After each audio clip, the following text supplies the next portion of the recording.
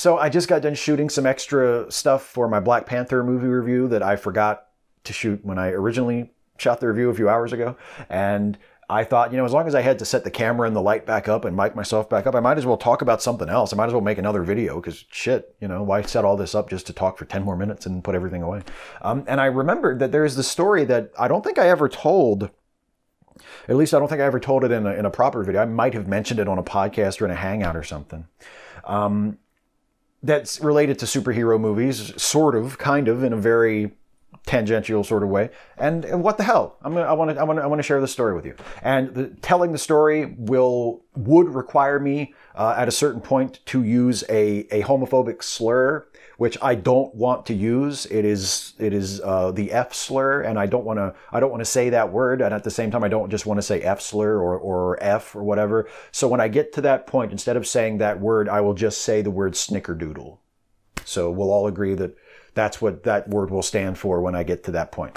But yeah, so this was last year. I went to see Logan in the theater, and I was sitting there before the movie started, and it was before the trailers started. It's during that half-hour period before the trailers when they just show commercials and stuff, and they have trivia and whatever. And one of the commercials that they were showing was for the YouTube Red documentary about Gigi Gorgeous, the YouTube star who is a trans woman. And there were these two guys sat in front of me, in the row directly in front of me. And they were in their maybe a little older than me, maybe in their late 30s to mid 40s. And actually, I shouldn't say that because I'm going to be 38 this year. So I guess technically I'm in my late 30s now. Jesus. I'm so old, I'm going to be dead soon. Anyway, so these guys, they were a little older than me. And they were sitting right in front of me, and one of them, before the Gigi Gorgeous trailer started, one of them got up and went out to the concession stand because he came back a few minutes later with popcorn and soda and stuff. So while he was gone, his buddy was sitting in front of me and was watching this commercial for the Gigi Gorgeous documentary. And you shouldn't judge a book by its cover. You shouldn't jump to conclusions about people based on how they look or how they dress or whatever. You should never do that, and it's really bad. But I did that. Knowing the area that I live in, knowing just the look that these guys had, I assumed that they would not be the ideal target audience for the Gigi Gorgeous documentary. Not saying it's right. It's not. You shouldn't do it. It's bad. But I did it. And I assumed that he would be a guy who maybe would not be so tolerant of trans people or anybody other than a cis-het person.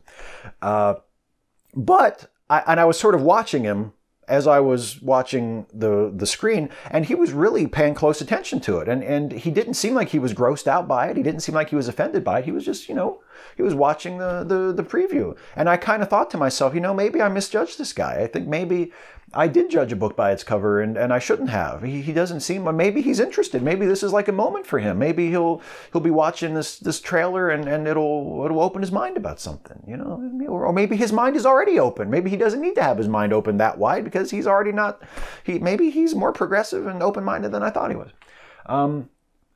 His friend comes back after the Gigi Gorgeous trailer is done and settles back in, and he leans over to his friend, and in this confidential whisper that I could still very clearly hear because I was like right up above them in the next row up, he leans into his friend and he says, "You missed the Snickerdoodle movie." And I thought, in a way it's even worse because my judging a book by its cover was actually validated in that instance, just completely by chance.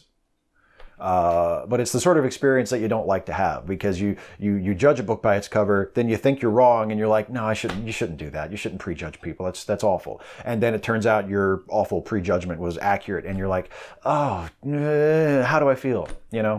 And then as the movie got started, the early scenes in Logan involve Wolverine having a run-in with a gang of Hispanic people, and one of them leans into the other and says, "This is why we need to build the wall."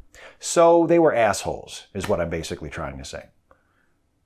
And I guess that's the point of my story.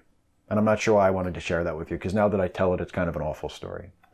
They were just assholes. So basically, I set up the camera a second time today to reshoot some stuff for the Black Panther review and then to sit here and tell you a story, the ultimate point of which was there were some assholes in front of me at a movie once.